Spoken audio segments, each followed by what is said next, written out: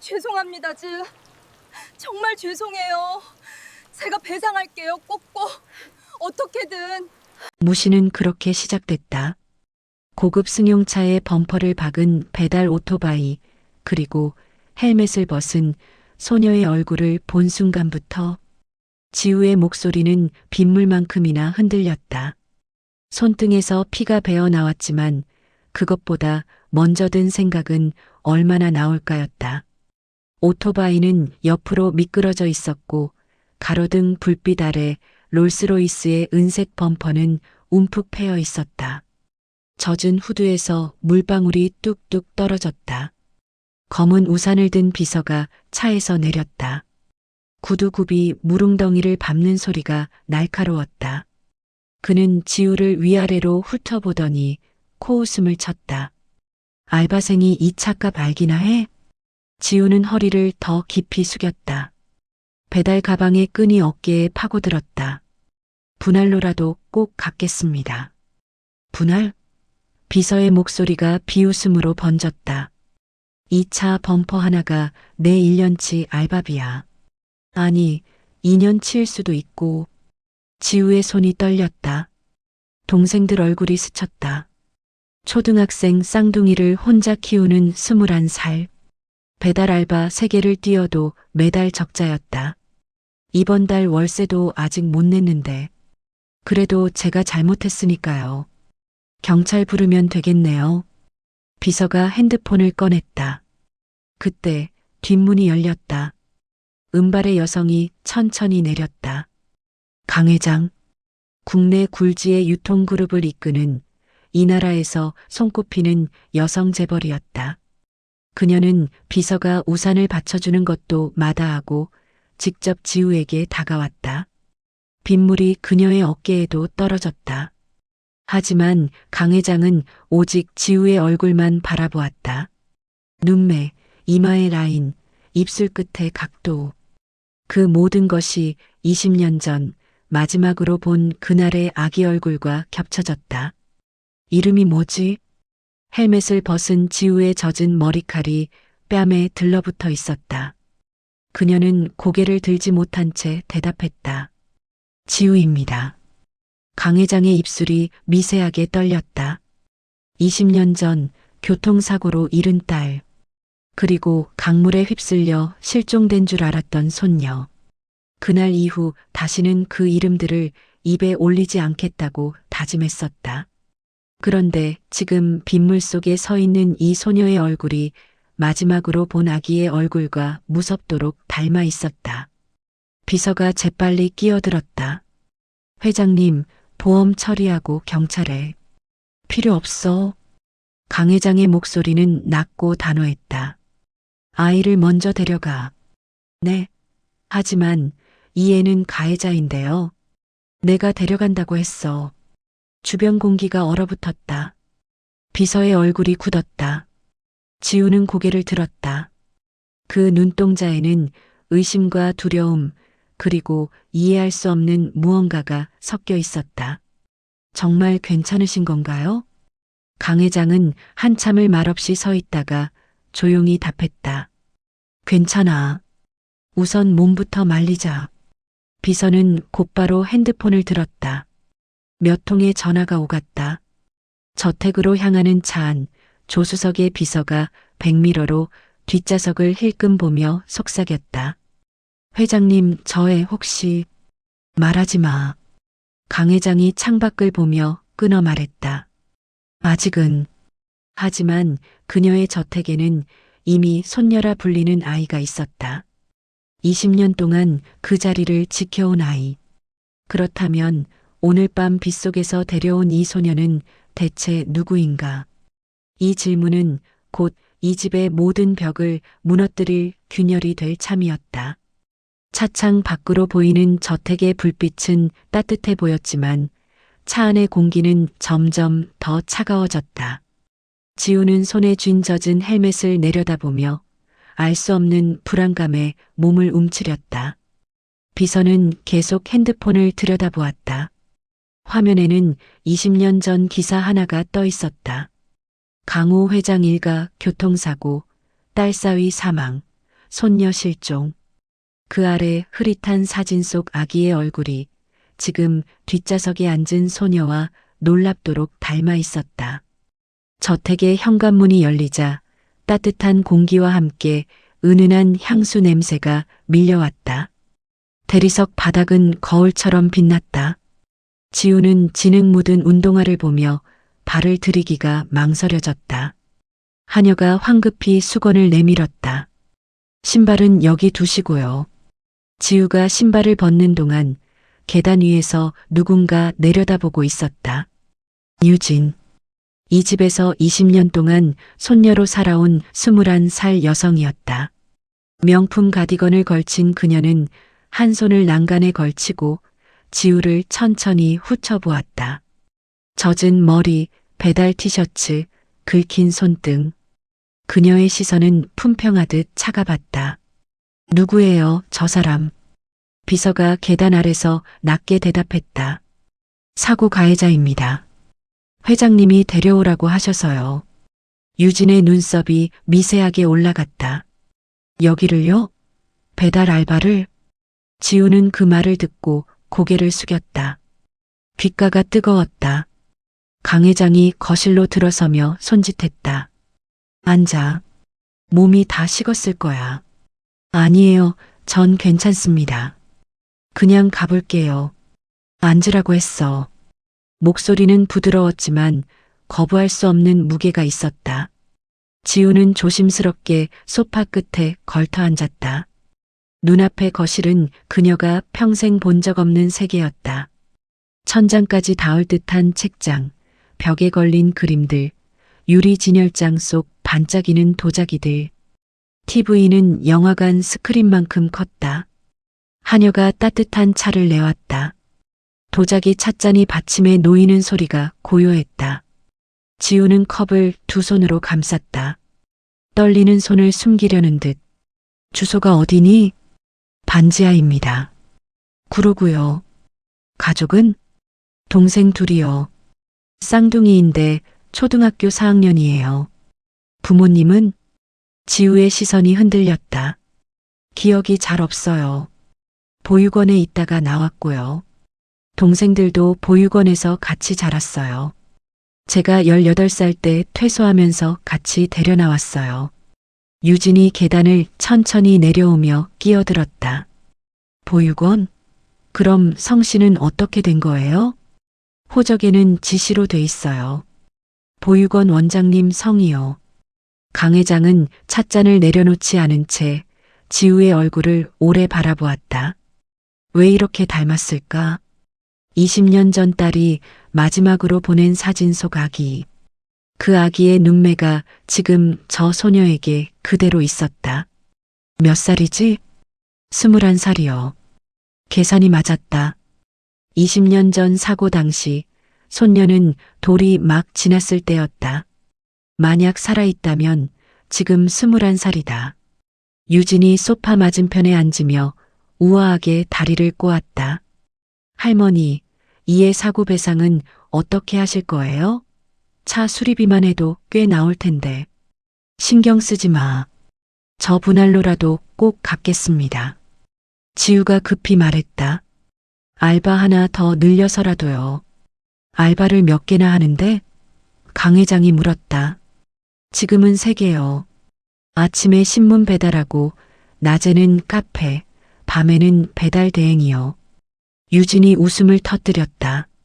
3개? 그래봤자 한 달에 얼마나 벌어요? 그건 지우의 목소리가 작아졌다. 많이는 아니지만 충분히 살 수는 있어요. 충분히? 유진이 찻잔을 들어 올렸다.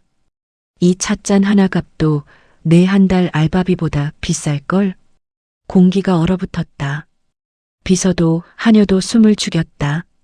강 회장이 찻잔을 탁 하고 내려놓았다. 유진아. 네, 할머니. 유진은 여전히 웃고 있었다. 나가 있어. 네. 방에 들어가 있으라고. 유진의 얼굴이 굳었다. 그녀는 입술을 깨물고 일어섰다. 계단을 올라가는 발소리가 날카로웠다. 2층 복도에서 문이 쾅 닫히는 소리가 들렸다. 지우는 컵을 내려놓으며 작게 말했다. 죄송해요. 제가 폐를 끼친 것 같아요. 내 잘못이 아니야. 강 회장이 일어섰다. 오늘은 여기서 자고 가. 밖은 여전히 비가 오고. 아니요, 괜찮습니다. 동생들이 혼자 있어서요. 전화해. 내가 사람을 보낼게. 동생들 데려올 수도 있고. 그럴 순 없어요. 지우가 고개를 들었다. 전 정말 괜찮아요. 그냥 갈게요. 강 회장은 한참을 바라보다가 고개를 끄덕였다. 그래. 하지만 내일 다시 와. 할 얘기가 있어. 사고 배상금 말씀이신가요? 그것도 있고. 강 회장은 창밖을 보았다. 다른 것도. 지우가 현관을 나서자 비서가 차 키를 들었다. 태워드릴게요. 아니요, 괜찮습니다. 지하철 타고 갈게요. 회장님 지시예요. 차는 조용히 출발했다. 100m 너머로 저택의 불빛이 점점 멀어졌다. 지우는 창밖을 보며 중얼거렸다. 왜 나한테 저렇게 하시는 걸까? 운전석의 비서는 대답하지 않았다. 대신 핸드폰 속 오래된 기사를 다시 열었다. 사고 현장 사진, 부서진 차, 그리고 딸사위 사망, 손녀 실종이라는 헤드라인. 그는 100m로 지우를 힐끗 보았다. 그 얼굴이 20년 전 사진과 겹쳐졌다. 설마 진짜? 하지만 그는 입을 열지 않았다. 강 회장이 직접 확인하기 전까지는. 차가 반지하 골목에 멈췄다. 지우가 내리려는데 비서가 봉투 하나를 건넸다. 이건 뭐예요? 회장님이 주라고 하셨어요. 당분간 생활비 걱정은 하지 말라고요. 지우는 봉투를 밀어냈다. 못 받아요. 전 가해자인데. 받아요. 거절하면 회장님한테 혼나요. 결국 지우는 봉투를 받아들었다. 무게가 묵직했다. 그녀는 고개를 숙이고 차에서 내렸다. 반지하 방 앞. 형광등이 깜빡거렸다. 문을 열자 쌍둥이 동생들이 라면을 끓여 먹고 있었다. 언니 늦었어. 걱정했잖아. 지우는 웃으며 동생들 머리를 쓰다듬었다. 미안. 사고 났었어. 다쳤어? 아니. 괜찮아. 하지만 그녀의 손은 아직도 떨리고 있었다. 그 저택의 따뜻한 공기, 차가운 시선, 그리고 알 수 없는 강 회장의 눈빛. 모든 것이 낯설고 불안했다. 지우는 봉투를 열었다. 현금 다발이 쏟아졌다. 그녀는 숨을 멈췄다. 이게 얼마야? 최소 500만 원은 되어 보였다. 그녀는 황급히 봉투를 닫고 이불 속 깊숙이 숨겼다. 가슴이 두근거렸다. 두려움인지 기대인지 알 수 없었다. 창밖으로 빗소리가 들렸다. 저 멀리 불 켜진 저택에서는 지금 무슨 일이 벌어지고 있을까? 강 회장은 서재에 홀로 앉아 있었다. 오래된 앨범을 펼쳤다. 딸의 마지막 사진, 그리고 돌잔치 때 찍은 손녀의 얼굴. 닮았어, 너무 닮았어. 그녀는 떨리는 손으로 전화기를 들었다. 내일 아침 사설 탐정을 불러. 그리고 DNA 검사 준비해. 회장님, 유진 양은? 그것도 다시 확인해. 전화가 끊겼다. 고요한 밤. 하지만 이 저택 안에서는 누구도 잠들 수 없었다. 사흘이 지났다. 지우는 다시 저택을 찾았다. 이번엔 깨끗한 옷을 입고 머리도 단정히 빗었다. 현관 앞에서 초인종을 누르는 손이 떨렸다. 문을 연 건 비서였다. 기다리고 있었어요. 들어오세요. 거실엔 강 회장만 있었다. 유진은 보이지 않았다. 테이블 위에는 서류 몇 장이 놓여 있었다. 앉아. 지우가 소파에 앉자 강 회장이 서류를 밀어보냈다. 이것 좀 봐. 오래된 신문 기사였다. 20년 전 고속도로 교통사고. 차량 전복 2명 사망 추정. 한 명 실종. 이게 왜요? 내 딸과 사위는 그 사고로 죽었어. 손녀는 실종됐지. 아니, 실종된 줄 알았어. 지우의 눈이 커졌다. 그럼 혹시 아직 확실하진 않아. 강 회장이 다른 서류를 꺼냈다. 근데 이상한 게 너무 많아. 사고 당일 딸의 차에는 3명이 타고 있었어. 딸, 사위, 그리고 돌 지난 손녀. 그런데 현장에서 발견된 건 어른 시신 2구뿐이었어. 아기는 끝내 못 찾았지. 실종됐다는 거예요? 경찰은 강물에 휩쓸렸을 거라고 했어. 사고 장소가 다리 위였거든. 근데 강 회장은 손가락으로 사진을 가리켰다. 여기 봐. 차량 뒷좌석 카시트. 안전벨트가 풀려 있었어. 사고 충격으로 풀릴 리 없는 구조인데. 지우는 사진을 자세히 들여다보았다. 확실히 안전벨트 버클이 열린 상태였다. 누군가 일부러 풀었다는 얘긴가요? 그럴 가능성이 있어. 강 회장의 목소리가 낮아졌다. 그리고 사고 일주일 후 누군가 내 앞에 아기를 데려왔어. 손녀를 찾았다고 했지. 나는 너무 슬펐고 확인도 안 했어. 그냥 믿었어. 그게 지금의 유진이요?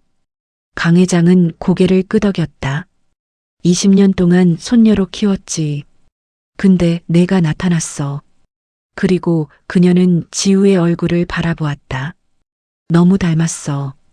내 딸하고. 지우의 손이 떨렸다. 전제 부모님이 누군지 몰라요. 보육원에서 자랐고 아무 기억도 없어요. 보육원 이름은 사랑의 집이요. 근데 지금은 문 닫았어요. 몇 년 전에 비서가 노트북을 열었다. 사랑의 집 20년 전 운영 기록 있습니다. 당시 원장은 지호. 내 성이 지씨인 이유예요. 지우가 말했다. 원장님이 호적에 올려주셨대요. 제가 기억 못할 때 강 회장이 비서를 보았다. 그 원장 지금 어디 있어? 확인해 보겠습니다. 잠시 후 비서가 화면을 돌렸다. 사망했습니다. 5년 전 심장마비로. 지우의 얼굴이 창백해졌다. 그럼 진실을 아는 사람이 없다는 거네요. 아니, 강 회장이 일어섰다. 아직 있어. 당시 사고 현장에 있던 사람들. 그리고 나한테 유진을 데려온 사람. 누군데요? 당시 우리 집 집사였던 사람이야. 박오. 근데 그 사람도 10년 전에 퇴직하고 연락이 끊겼어. 비서가 급히 검색했다. 찾았습니다. 현재 요양병원에 입원 중이네요. 당장 가자. 회장님, 유진 양은 아시나요? 이 일을요. 강 회장은 계단을 올려다보았다. 2층 어딘가에서 유진이 이 모든 대화를 듣고 있을지도 몰랐다. 곧 알게 되겠지. 요양병원은 조용했다. 복도엔 소독약 냄새가 짙었다. 301호실 문 앞에서 간호사가 속삭였다. 박오 환자분은 경증 치매 진단을 받으셨어요. 최근 기억은 자주 잊으시지만 오래된 일은 또렷이 기억하실 때가 많아요. 괜찮아요. 시도는 해봐야죠. 문을 열자 휠체어에 앉은 노인이 창밖을 보고 있었다. 백발, 주름진 손, 흐릿한 눈동자. 박 집사님. 노인이 천천히 고개를 돌렸다. 강 회장을 보더니 잠시 멍하니 있다가 입을 열었다. 회장님 오셨어요. 기억하시네요. 어떻게 잊겠어요. 제가 그 일을 노인의 목소리가 떨렸다. 무슨 일이죠? 지우가 다가갔다. 노인이 지우를 보았다. 그의 눈에 눈물이 고였다. 아가씨가 살아 있었구나. 저를 아세요? 모를 리가 내가 데려갔는데. 보육원에. 강 회장이 휠체어를 붙잡았다. 자세히 말씀해 주세요. 처음부터. 노인은 고개를 떨구었다. 죄송합니다. 정말 죄송합니다. 사고 그날 전 현장에 있었어요. 딸 나리 씨 차를 뒤따라가고 있었죠. 회장님이 걱정되셔서 보내셨잖아요. 맞아요. 그래서요? 사고가 났어요. 차가 다리 난간을 들이받았고 전 급히 차를 세우고 달려갔죠. 어른들은 이미 숨이 끊어져 있었어요. 근데 뒷좌석에서 울음소리가 들렸어요. 아기가 살아 있었어요. 지우의 숨이 거칠어졌다. 전 아기를 구했어요. 카시트에서 빼내서. 근데 그때 누군가 제 어깨를 잡더라고요. 누구요? 전무님이었어요. 강 전무님.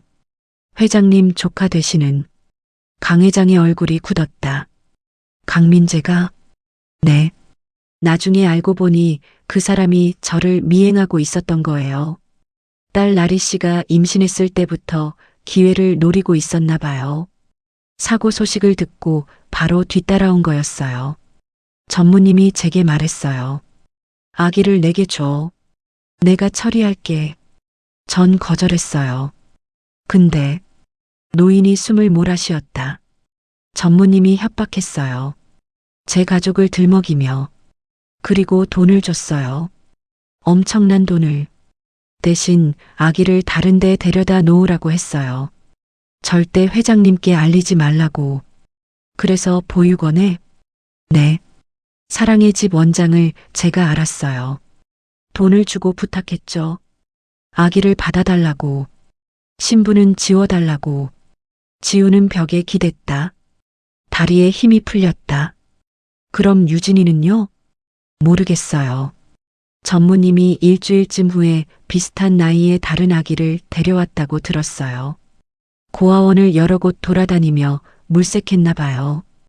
회장님께 손녀라고 말씀드렸다더라고요.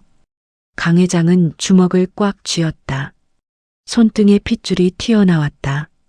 내 조카가 내 손녀를 바꿔치기 했다고? 용서해 주세요. 저도 죄책감에 평생 시달렸어요. 그래서 치매가 왔는지도 몰라요. 강 회장은 더 이상 묻지 않았다. 그녀는 휠체어에서 일어나 창밖을 보았다. 멀리 보이는 도시의 불빛들. 그 어딘가에 진실을 숨긴 조카가 있었다. 집으로 돌아갑시다. 차 안은 무거웠다. 지우는 창밖만 보았다. 눈물이 흘렀지만 닦지 않았다. 정말 제가 손녀일까요? 강 회장이 지우의 손을 잡았다. 확인해 볼 거야. 제대로. 만약 맞다면 전 어떻게 해야 하죠? 아무것도 하지 않아도 돼. 내가 원하는 대로 살면 돼.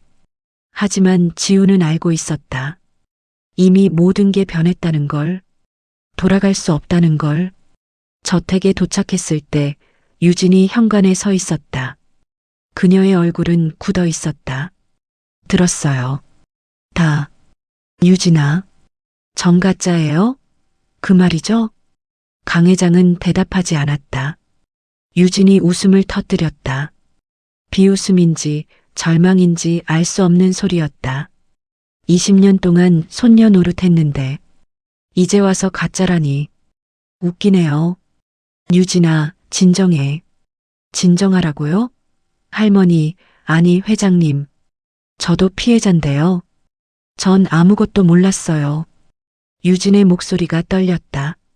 그녀는 지우를 노려보았다. 내가 나타나서 다 망쳤어. 지우는 고개를 들지 못했다. 그날 밤 저택의 불은 새벽까지 꺼지지 않았다. 누군가는 울었고, 누군가는 분노했고, 누군가는 그저 멍하니 앉아 있었다. 진실은 이제 막 수면 위로 떠오르기 시작했다. 일주일이 지났다. 강 회장은 조용히 움직였다. 국내 최고 유전자 감식 기관 2곳에 의뢰했다. 교차 검증을 위해서였다. 지우와 유진, 그리고 본인의 DNA 샘플을 각각 보냈다. 결과는 2주 후에 나옵니다. 비서가 봉투를 건네며 말했다. 강 회장은 고개를 끄덕이고 서재로 들어갔다. 혼자만의 시간이 필요했다. 한편 조카 강민재 전무는 소식을 들었다. 그는 급히 비서를 불렀다. 회장님이 DNA 검사를 의뢰했다고? 네. 두 군데 기관에요. 강민재의 얼굴이 일그러졌다. 망했어. 완전히 망했어. 20년 전 그는 기회를 봤다. 교통사고로 조카 부부가 죽고 아기만 살았을 때 만약 그 아기를 없애고 다른 아기로 바꿔치기 하면 유산 상속 구도를 조작할 수 있었다. 회장에게 자식은 그 딸 하나뿐이었고 손녀가 유일한 혈육이 될 터였다. 하지만 자신이 조종할 수 있는 가짜 손녀를 들여놓으면 결국 그룹은 자신의 손에 넘어올 것이었다. 그래서 그는 박 집사를 협박하고 진짜 손녀를 보육원으로 보냈다. 대신 일주일 동안 여러 고아원을 돌며 비슷한 나이의 여자아이를 물색했고 결국 한 아이를 데려와 회장에게 손녀라고 둘러댔다. 슬픔에 빠진 회장은 의심하지 않았다. 이대로는 안 돼. 증거를 없애야 해. 전무님, 이미 샘플이 넘어갔습니다. 늦었어요. 그럼 회장님을 설득해야지. 아니면 강민재는 말을 멈췄다. 위험한 생각이 스쳤지만 곧 고개를 저었다. 이미 돌이킬 수 없었다. 같은 시각 지우는 반지하 방에서 동생들과 저녁을 먹고 있었다. 라면이 아니라 제대로 된 반찬과 밥이었다. 강 회장이 보내준 생활비로 장을 봤다. 언니, 요즘 기분 좋아 보여. 동생이 말했다. 그래. 응. 뭔가 좋은 일 있어? 지우는 웃었다. 아직은 모르겠어. 근데 뭔가 변할 것 같아. 좋은 쪽으로? 응. 그랬으면 좋겠어. 하지만 그녀의 마음 한편에는 불안이 있었다. 만약 정말 손녀가 맞다면?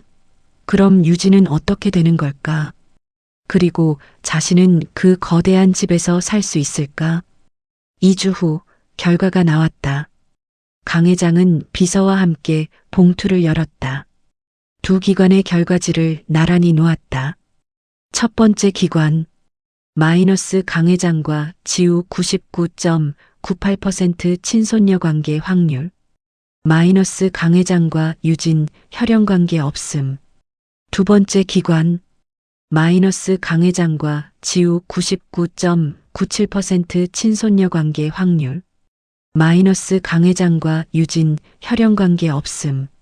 결과는 동일했다. 강 회장은 한참을 서류를 내려다보았다. 손이 떨렸다. 20년 만에 찾은 손녀. 그동안 모른 채 살게 한 미안함. 분노와 슬픔이 동시에 밀려왔다. 유진을 불러. 유진이 서재로 들어왔다. 그녀는 이미 짐작하고 있었다. 얼굴은 창백했다. 결과 나왔어. 말 안 하셔도 알아요. 강 회장은 서류를 내밀었다. 유진은 받지 않았다. 전 정말 몰랐어요. 어릴 때부터 여기서 자랐고 할머니를 할머니라고 믿었어요. 20년 동안 진짜 손녀인 줄 알았다고요. 알아. 내 잘못은 아니야. 그럼 누구 잘못이에요? 유진의 목소리가 높아졌다. 저도 피해자잖아요.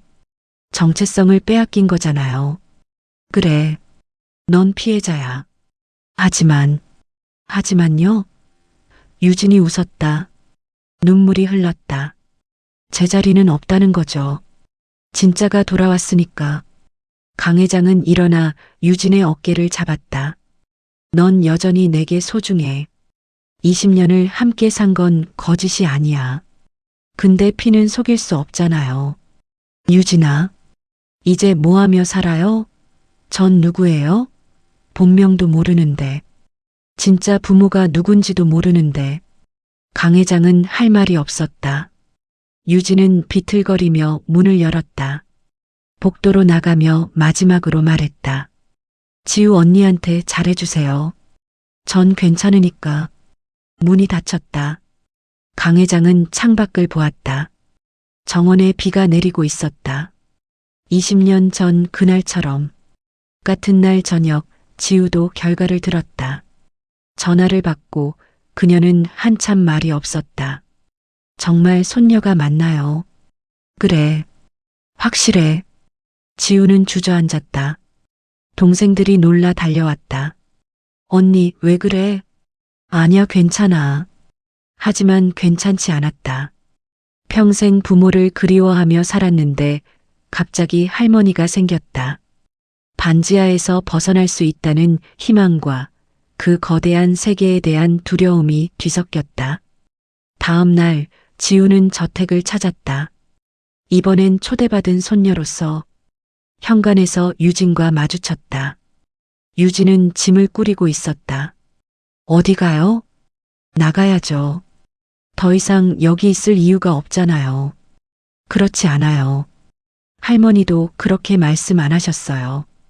유진은 지우를 똑바로 보았다. 언니는 착해요. 근데 착한 게 정답은 아니에요. 진짜와 가짜는 달라요.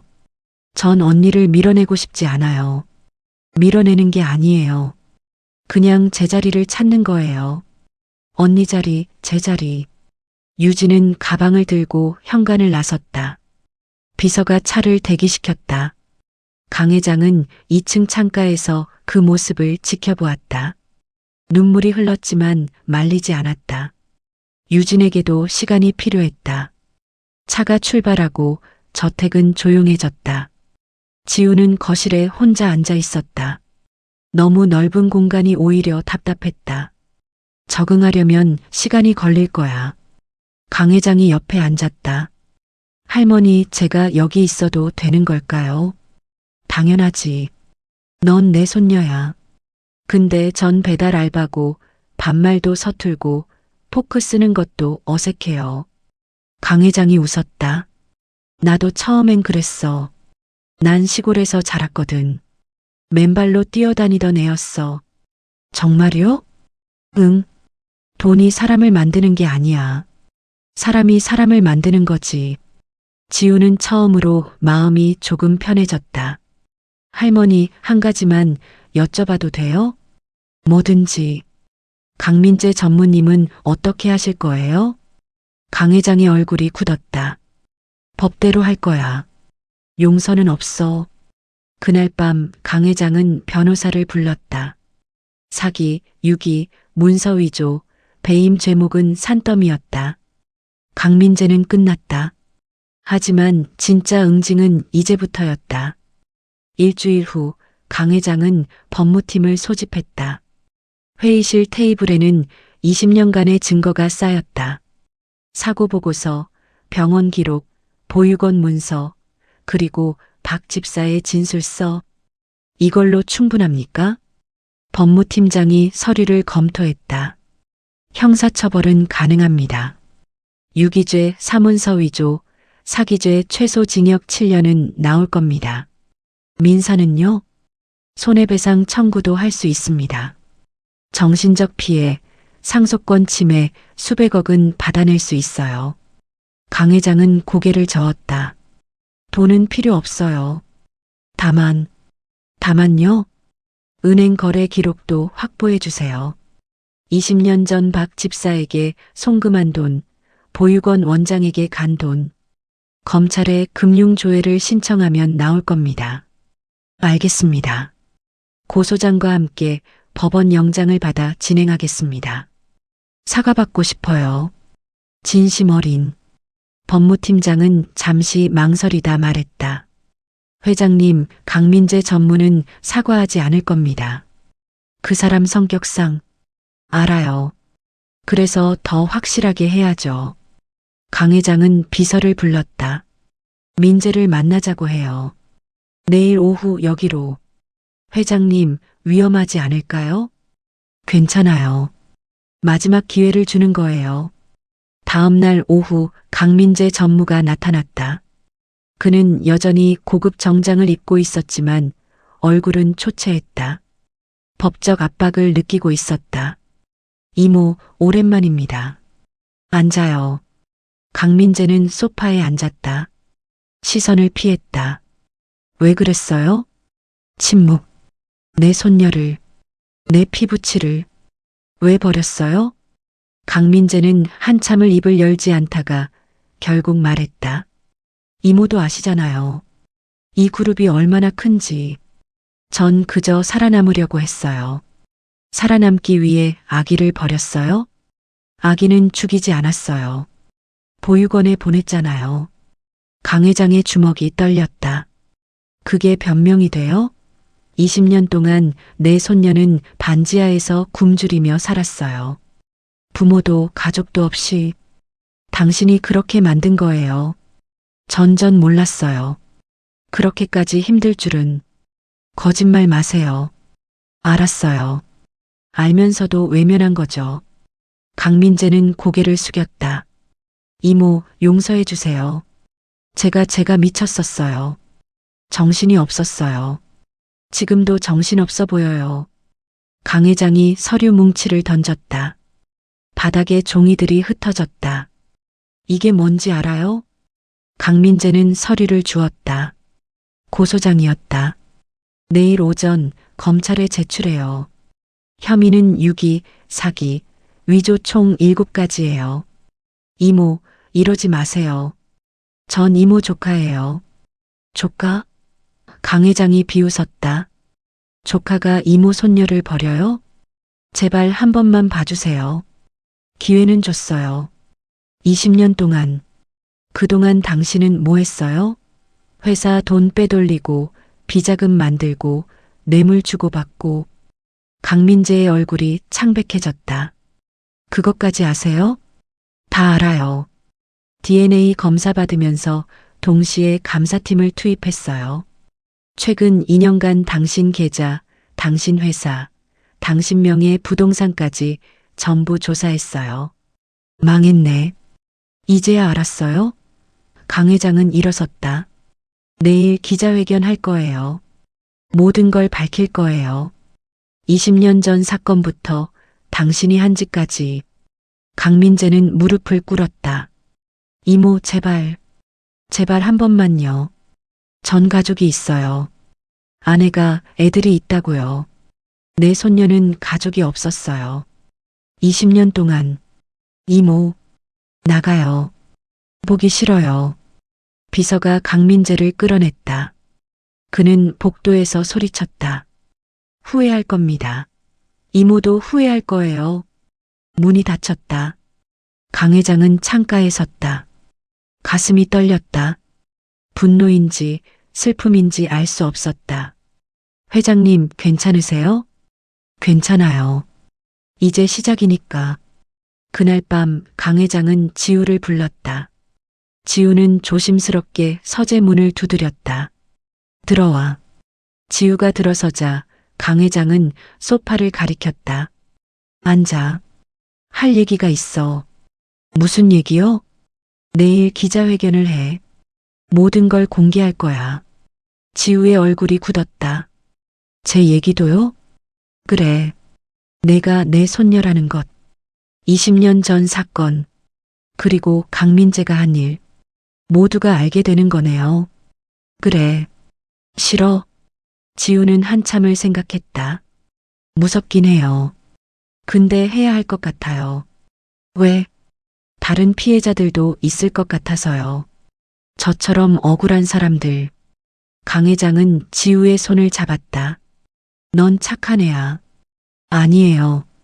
그냥 당연한 거잖아요. 당연하지 않아. 세상엔 당연한 게 없어. 다들 자기 이익만 챙기거든. 지우는 웃었다. 할머니는 아니잖아요. 강 회장도 따라 웃었다. 오랜만에 진짜 웃음이었다. 내일 무서우면 내 옆에 있어. 같이 할 거야. 네, 할머니. 다음 날 오전 기자회견장은 발 디딜 틈이 없었다. 카메라 플래시가 번쩍였다. 기자들이 웅성거렸다. 강 회장이 긴급 회견을 연다더니 무슨 일이래? 소문 들었어? 손녀가 2명이래. 그게 무슨 말이야? 단상에 강 회장이 올라섰다. 옆에 지우가 서 있었다. 지우는 떨렸지만 할머니 손을 꼭 잡았다. 안녕하십니까? 오늘 이 자리는 강 회장이 입을 열었다. 20년간 숨겨진 진실을 밝히기 위함입니다. 기자들의 눈빛이 날카로워졌다. 카메라가 일제히 지우를 비췄다. 제 옆에 있는 이 아이는 제 친손녀입니다. 이름은 지우. 20년 전 교통사고로 잃었다고 생각했지만 살아 있었습니다. 웅성거림이 커졌다. 그동안 제 곁에 있던 유진은 혈연 관계가 없습니다. 누군가 의도적으로 바꿔치기 한 겁니다. 누구입니까? 한 기자가 소리쳤다. 강 회장은 잠시 숨을 고르고 단호하게 말했다. 제 조카 강민재 전무입니다. 회견장이 술렁였다. 기자들이 일제히 질문을 쏟아냈다. 증거가 있습니까? DNA 검사 결과와 증인 진술이 있습니다. 강민재 전무는 어디 있습니까? 현재 소재 파악 중입니다. 검찰에 고소했습니다. 플래시가 더 빠르게 터졌다. 지우는 눈이 부셨지만 고개를 들었다. 더 이상 숨지 않기로 했다. 회견이 끝나고 강 회장과 지우는 차에 올랐다. 창밖으로 기자들이 몰려들었지만 경호원들이 막았다. 힘들었지? 괜찮아요. 해냈으니까. 이제부터가 진짜야. 언론이 들끓을 거고 사람들이 수군거릴 거야.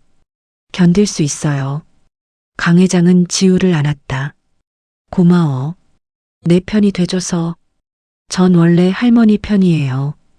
그날 저녁 모든 뉴스가 이 사건을 다뤘다. 재벌가 손녀 바꿔치기 사건, 20년 만에 밝혀진 진실, 배달 알바 소녀, 알고 보니 재벌 손녀. 하지만 정작 지우는 뉴스를 보지 않았다. 동생들과 함께 저녁을 먹고 숙제를 도와주고 평범한 하루를 보냈다. 언니 TV에 나왔대. 봤어? 응. 근데 별거 아니야. 별거 아니긴. 대박인데. 지우는 웃었다. 그래도 우린 그냥 우리잖아. 동생이 고개를 끄덕였다. 맞아. 언니는 언니니까. 그날 밤 지우는 오랜만에 편히 잤다. 더 이상 숨을 게 없었다. 진실은 밝혀졌고 이제 응징만 남았다. 강민재는 그날 밤 집에서 체포됐다. 경찰이 영장을 들이밀자 그는 저항하지 않았다. 이미 끝났다는 걸 알았다. 차에 태워지며 그는 마지막으로 중얼거렸다. 내가 미쳤지. 그 목소리는 누구에게도 들리지 않았다. 석 달 후 법정. 방청석은 가득 찼다. 기자들, 시민들, 그리고 강 회장과 지우. 피고인석에는 강민재가 수갑을 찬 채 앉아 있었다. 얼굴은 수척했고 눈빛은 흔들렸다. 피고인 강민재, 일어서십시오. 판사의 목소리가 울렸다. 강민재가 떨리는 다리로 일어섰다. 검사 측 모두 발언하십시오. 검사가 서류를 펼쳤다. 피고인은 20년 전 교통사고 현장에서 생존한 영아를 유기하고 타인의 아이를 피해자의 손녀로 둔갑시켰습니다. 이는 명백한 유기죄이자 사기죄에 해당합니다. 반박할 게 있습니까? 변호인이 일어섰다. 피고인은 당시 혼란스러운 상황에서 어쩔 수 없는 선택을 했을 뿐입니다. 어쩔 수 없다고요? 검사가 반박했다. 피고인은 박오호 집사를 협박하고 금품을 제공하며 조직적으로 범행을 저질렀습니다. 이는 우발적 범죄가 아닙니다. 증거를 제시하십시오. 검사가 화면을 띄웠다. 20년 전 은행 거래 내역이었다. 강민재 명의로 박 집사에게 5천만 원이 송금된 기록, 그리고 보육원 원장에게 간 3천만 원. 이 자료는 법원 영장을 통해 확보한 금융거래 내역입니다. 검찰 금융조사팀이 20년 전 기록까지 복구했습니다. 이 돈은 무엇을 위한 겁니까? 강민재는 대답하지 않았다. 답변하십시오. 입 막기 위해서였습니다. 방청석이 술렁였다. 입 막기요? 무엇을 숨기려고요? 진실을요. 손녀를 바꿔치기 한 걸요. 검사가 다시 물었다. 왜 그랬습니까? 동기가 뭡니까? 강민재는 한참을 입을 열지 않다가 결국 말했다. 그룹을 차지하고 싶었습니다. 방청석이 웅성거렸다. 강 회장은 표정을 잃지 않았지만 손은 떨리고 있었다. 지우가 그 손을 꼭 잡았다. 계속 말씀하십시오. 이모하니 강 회장에게는 자식이 딸 하나뿐이었습니다. 사고로 딸과 사위가 죽고 손녀는 실종됐죠. 만약 제가 가짜 손녀를 들여놓고 조종할 수 있다면 그룹은 결국 제 손에 들어올 거라 생각했습니다. 그래서 진짜 손녀를 버리고 가짜를 들인 겁니까? 네. 양심의 가책은 없었습니까? 강민재는 고개를 숙였다. 처음엔 있었습니다. 근데 시간이 지나니 익숙해졌습니다. 익숙해졌다고요? 네. 거짓말에. 방청석에서 누군가 욕을 퍼부었다. 인간 쓰레기 같으니. 판사가 망치를 두드렸다. 숙명? 정숙? 검사가 다음 증인을 불렀다. 박오호 씨, 증인석으로 나오십시오. 노인이 휠체어를 타고 입장했다. 그는 떨리는 목소리로 증언을 시작했다. 저는 강민재 전무의 협박에 못 이겨 아기를 보육원에 데려다 놨습니다. 평생 후회하며 살았습니다. 협박 내용이 무엇이었습니까? 제 가족을 해치겠다고 했습니다. 그리고 돈을 줬습니다. 5천만 원을요. 그 돈으로 뭘 했습니까? 빚을 갚았습니다. 그리고 나머지는 은행에 넣어뒀습니다. 쓸 수가 없었어요. 피 묻은 돈 같아서. 검사가 고개를 끄덕이고 다음 증인을 불렀다. 지우 씨, 증인석으로. 지우가 일어섰다. 떨리는 다리로 증인석에 섰다. 선서를 했다. 증인은 20년간 어떻게 살았습니까? 지우는 숨을 고르고 말했다. 보육원에서 자랐고 고등학교 때 나와서 동생들과 반지하에서 살았습니다. 알바 3개를 뛰었고 매일 굶지 않으려고 버텼습니다. 힘들었습니까? 네. 너무 힘들었어요. 피고인에게 하고 싶은 말이 있습니까? 지우는 강민재를 보았다. 그의 눈빛은 피했다. 묻고 싶어요. 왜 그랬는지, 돈이 그렇게 중요했는지, 한 아기의 인생이 그렇게 가벼웠는지. 죄송합니다. 사과는 필요 없어요. 전 이미 살아남았으니까요. 근데 하나만은 알아주세요. 뭔데요? 전 당신을 용서 안 해요. 평생. 방청석이 조용해졌다. 지우의 목소리는 떨렸지만 또렷했다. 판사가 물었다. 피고인, 마지막으로 할 말 있습니까? 강민재는 일어섰다. 그는 강 회장을 보았다. 이모, 죄송합니다. 정말 죄송합니다. 강 회장은 표정을 바꾸지 않았다. 지우 씨, 미안합니다. 내 인생을 망쳤습니다. 지우는 대답하지 않았다. 유진에게도 미안합니다.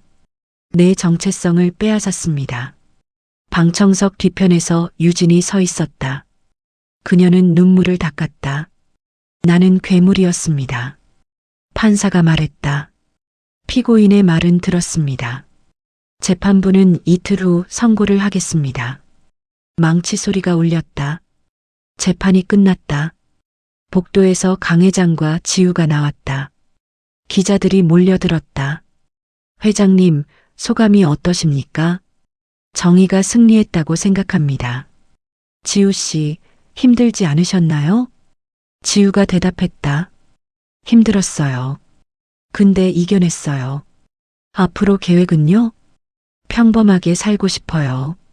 할머니랑 동생들이랑.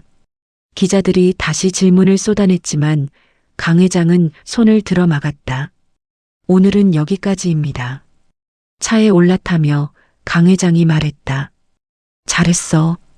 정말 잘했어. 떨렸어요. 그래도 해냈잖아. 넌 강한 애야. 지우는 창밖을 보았다. 하늘은 맑았다. 20년 만에 처음으로 미래가 두렵지 않았다. 이틀 후 선고 공판. 판사가 판결문을 읽었다. 피고인 강민재에게 징역 10년을 선고한다. 또한 피해자에게 손해배상금 50억 원을 지급할 것을 명한다. 강민재는 그 자리에 주저앉았다. 변호인이 부축했지만 그는 일어나지 못했다. 방청석에서 박수가 터져나왔다. 지우는 울지 않았다. 대신 조용히 할머니 손을 잡았다. 끝났어요. 응, 끝났어. 법정을 나서며 유진과 마주쳤다. 그녀는 지우를 보고 미소 지었다. 축하해요. 고마워요. 언니도 괜찮아요? 괜찮아요. 이제 제 인생을 찾아갈 거예요. 가끔 연락해요. 그럴게요. 유진이 돌아섰다. 그녀의 뒷모습은 쓸쓸했지만 어딘가 홀가분해 보였다. 강 회장은 그날 저녁 기자들 앞에서 다시 마이크를 잡았다. 오늘 정의가 승리했습니다. 하지만 이건 끝이 아닙니다. 저는 앞으로 보육원 아이들을, 혼자 싸우는 청소년들을 돕겠습니다. 재단을 만들 겁니다. 지우처럼 힘든 아이들이 더 이상 없도록. 플래시가 터졌다.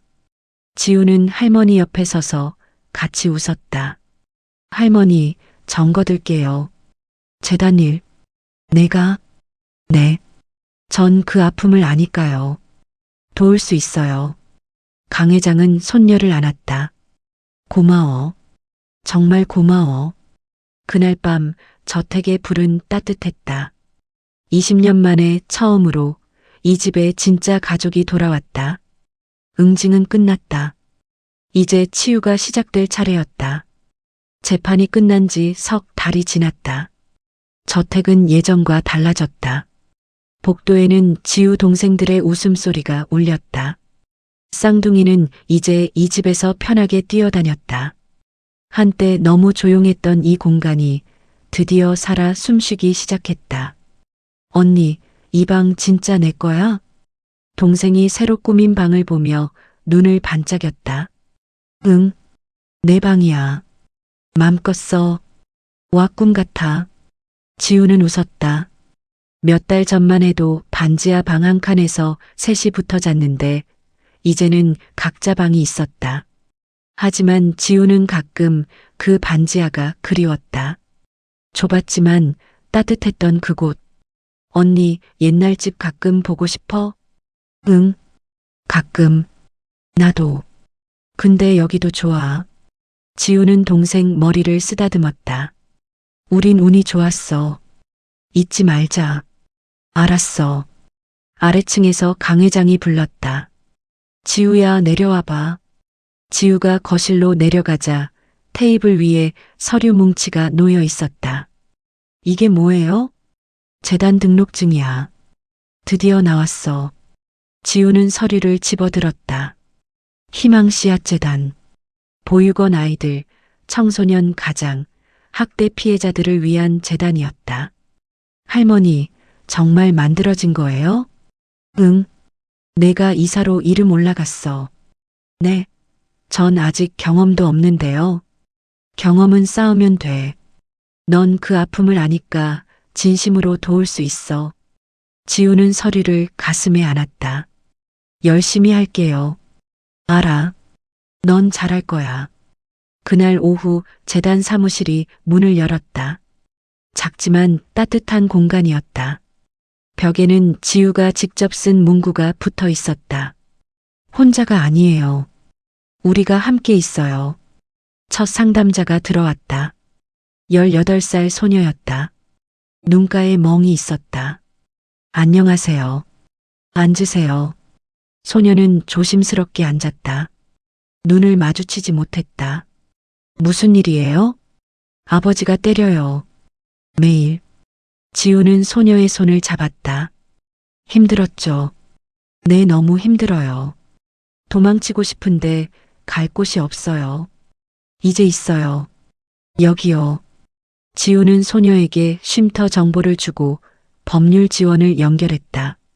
상담이 끝나고 소녀가 나갈 때 처음으로 웃었다.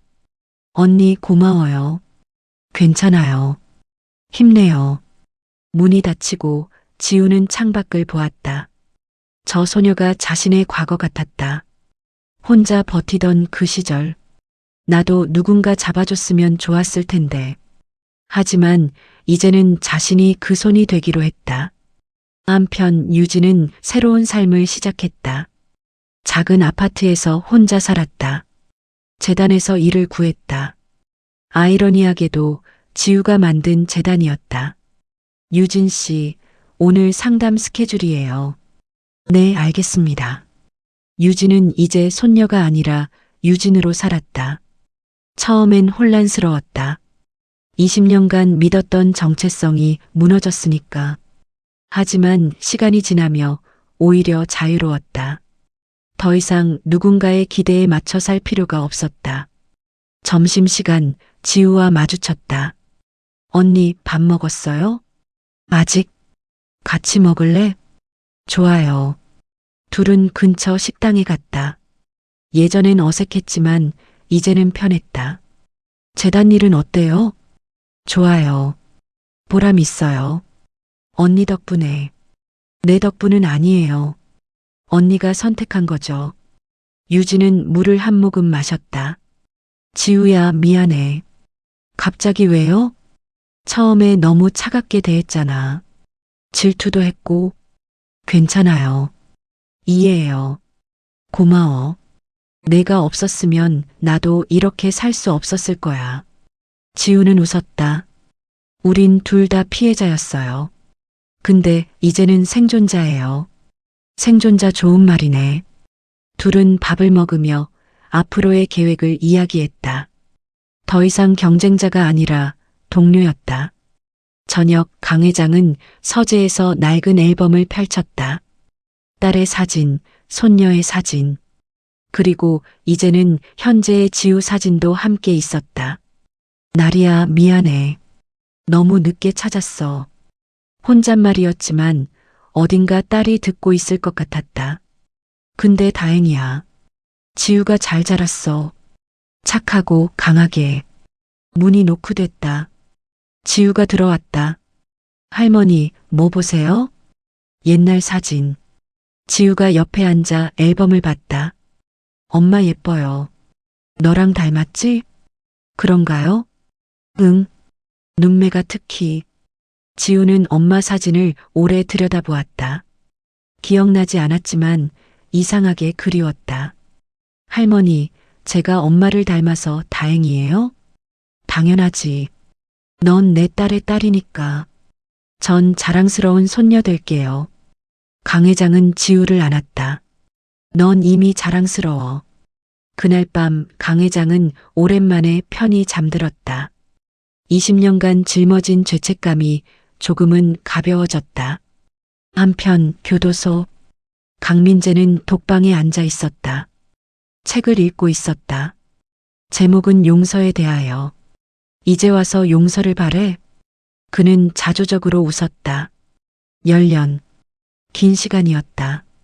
하지만 20년 동안 지우가 겪은 고통에 비하면 아무것도 아니었다. 면회 신청서가 왔다. 강 회장이었다. 받을까 말까 고민하다가 그는 결국 면회를 거절했다. 볼 면목이 없었다. 대신 편지를 썼다. 이모, 지우에게 말로 표현할 수 없을 만큼 죄송합니다. 용서를 바라지 않습니다. 그냥 알아주세요. 제가 매일 후회하며 산다는 걸. 나머지 인생을 속죄하며 살겠습니다. 마이너스 민재. 편지는 발송됐지만 강 회장은 읽지 않고 버렸다. 이미 끝난 일이었다. 다음 날 재단에서 행사가 열렸다. 보육원 아이들을 초대한 자리였다. 지우는 아이들에게 선물을 나눠줬다. 언니, 이거 진짜 내 거예요? 응, 내 거야. 고마워요. 아이의 웃음을 보며 지우는 생각했다. 이게 내가 해야 할 일이구나. 행사가 끝나고 강 회장이 단상에 올랐다. 오늘 이 자리는 새로운 시작입니다. 우리 재단은 여러분을 끝까지 돕겠습니다. 혼자가 아니에요. 박수가 터졌다. 아이들의 얼굴이 밝아졌다. 강 회장은 마이크를 지우에게 넘겼다. 내가 한마디 해. 지우는 떨렸지만 마이크를 잡았다. 저도 여러분처럼 보육원에서 자랐어요. 힘들었어요. 근데 포기하지 않았어요. 여러분도 할 수 있어요. 우리가 도울게요. 아이들이 다시 박수쳤다. 어떤 아이는 울었다. 행사가 끝나고 지우는 할머니와 함께 차에 올랐다. 잘했어. 떨렸어요. 그래도 해냈잖아. 넌 점점 강해지고 있어. 할머니 덕분이에요. 아니야. 내 힘이야. 차가 저택으로 향했다. 창밖으로 지는 해가 보였다.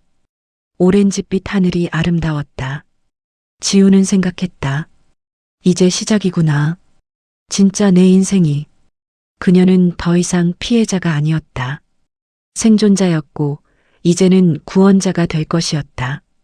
저택에 도착해 문을 열자 동생들이 뛰어나왔다.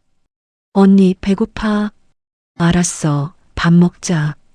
평범한 저녁이었다. 하지만 그 평범함이 지우에게는 가장 소중했다. 식탁에 둘러앉아 넷이서 밥을 먹었다.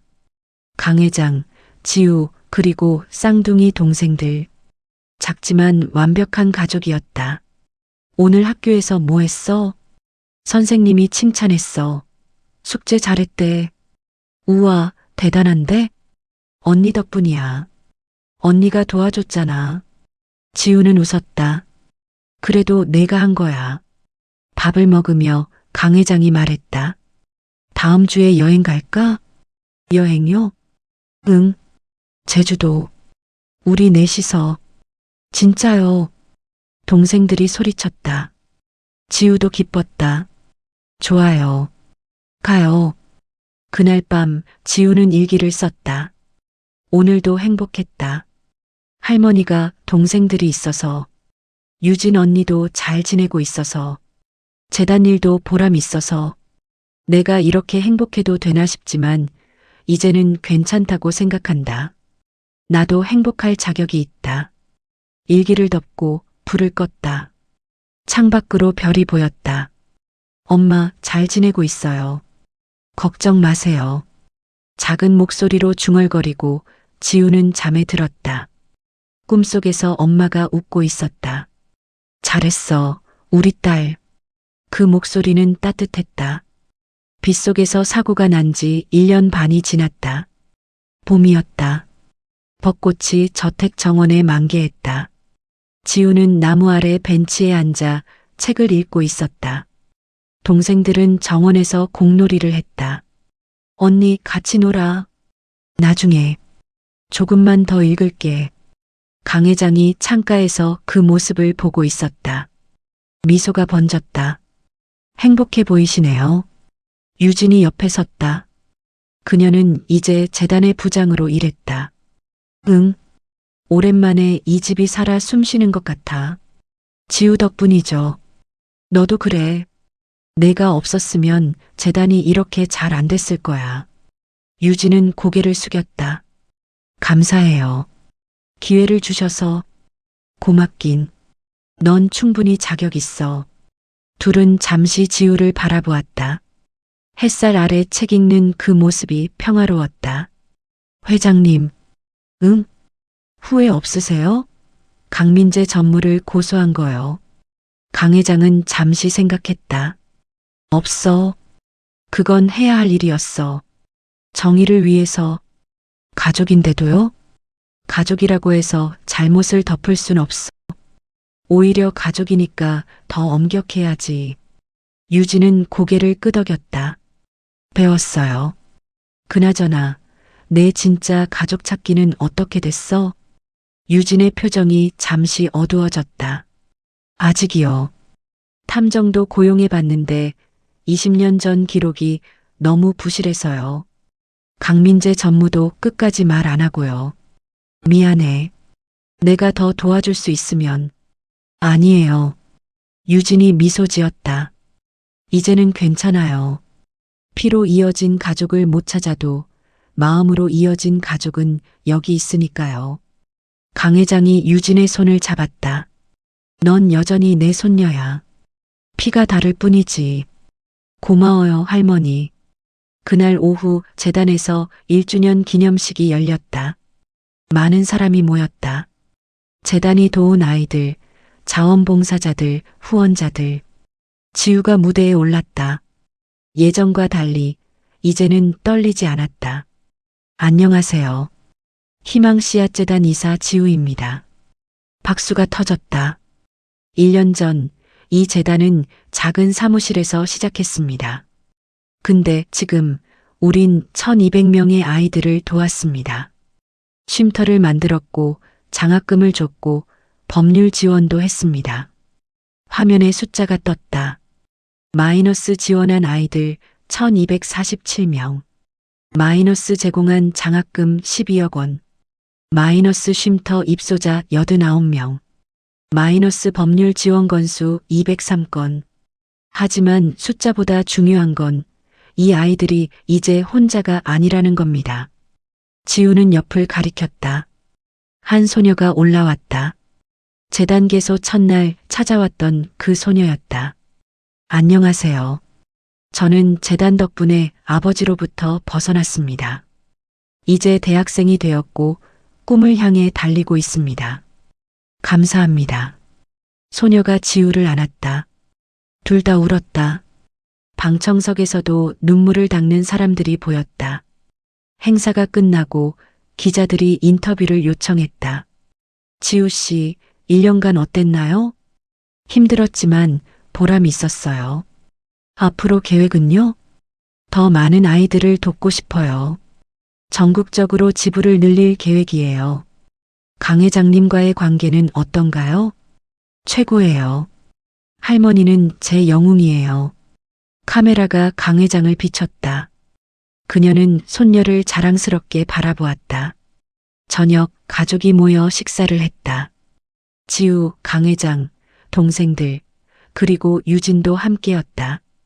오늘 수고했어. 할머니도요. 유진이도 잘했어.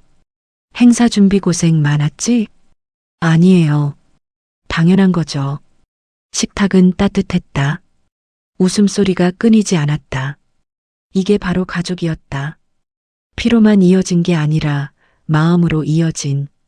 건배할까? 강 회장이 잔을 들었다. 모두가 따라 들었다. 우리의 1년 그리고 앞으로의 날들을 위해. 건배.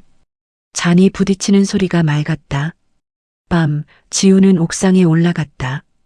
도시의 불빛이 반짝였다. 1년 전 이 자리에서 처음으로 생각했었다. 나도 행복해질 수 있을까? 이제 그 답을 알았다. 할 수 있다고. 여기 있었구나. 강 회장이 올라왔다. 담요를 가져왔다. 추워. 이거 덮어. 고마워요. 둘은 나란히 서서 하늘을 보았다. 지우야. 네. 넌 정말 잘 자랐어. 나보다 훨씬 더 강하고 착해. 그런 말씀하시니까 부끄러워요. 사실이야. 나는 내가 자랑스러워. 지우는 할머니를 안았다. 전 할머니 덕분에 여기 있어요. 아니야. 내 힘으로 여기까지 온 거야. 둘은 오래 안고 있었다. 별이 쏟아질 것 같았다. 할머니, 하나 물어봐도 돼요? 뭐든지. 엄마는 어떤 사람이었어요? 강 회장은 눈을 감았다. 너처럼 착하고 강했어. 힘든 사람 보면 못 지나치는 성격이었지. 그럼 전 엄마 닮은 거네요. 많이 닮았어. 그래서 가끔 내가 내 딸 같아. 좋은 딸 될게요. 넌 이미 최고야. 둘은 한참을 그렇게 서 있었다. 시간이 멈춘 것 같았다. 며칠 후 지우는 보육원을 방문했다. 자신이 자랐던 사랑의 집은 없어졌지만 다른 보육원이었다. 언니, 또 왔어요?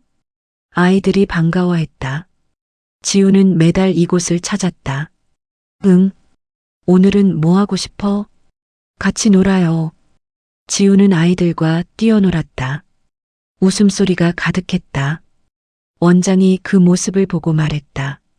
지우 씨 덕분에 아이들이 밝아졌어요. 제가 받은 걸 돌려주는 거예요. 대단해요. 정말. 지우는 웃었다. 저도 이 아이들이었으니까요.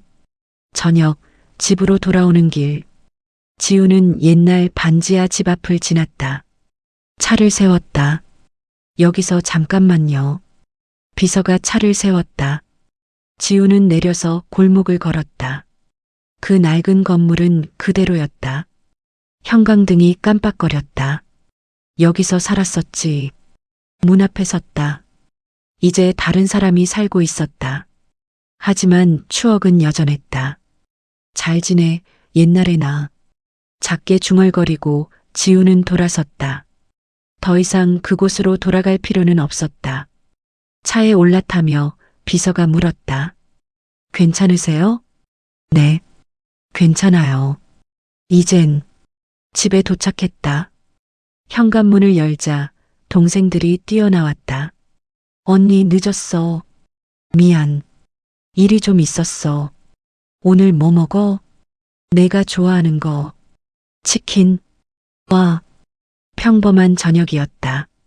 하지만 그 평범함이 기적이었다. 예전엔 상상도 못했던. 식사 후 지우는 서재에 혼자 앉았다. 노트북을 열었다. 오늘의 일기를 썼다. 시간이 많이 흘렀다. 나는 더 이상 피해자가 아니다. 생존자이고 이제는 구원자다. 할머니가 있고 동생들이 있고 유진 언니도 있다. 우리는 가족이다. 피로 이어지지 않았지만 마음으로 이어졌다. 그리고 무엇보다 나는 이제 행복하다. 당당하게 말할 수 있다. 나는 이겼다. 일기를 저장하고 노트북을 덮었다. 창밖으로 보름달이 떠 있었다. 밝았다. 지우는 미소 지으며 중얼거렸다. 엄마 봐요. 전 잘 살고 있어요. 걱정 마세요. 그리고 마지막으로 조용히 덧붙였다. 그들의 무시는 저를 깔아뭉갰지만 전 일어났어요. 거짓은 무너졌고 진실은 밝혀졌어요. 법은 정의를 세웠고 사랑은 가족을 만들었어요. 그리고 결국 제가 혼내줬어요. 그 말은 승리의 선언이었다. 다음 날 아침 햇살이 방 안으로 쏟아졌다. 지우는 눈을 떴다. 새로운 하루가 시작됐다. 오늘은 또 어떤 하루일까? 기대가 됐다. 더 이상 두렵지 않았다. 그녀는 일어나 커튼을 열었다. 정원의 꽃들이 활짝 피어 있었다. 좋은 아침이야. 작게 웃으며 지우는 하루를 시작했다. 그리고 이 이야기는 여기서 끝이 아니다. 이제 시작일 뿐이다. 희망의 씨앗은 계속 자라날 것이다.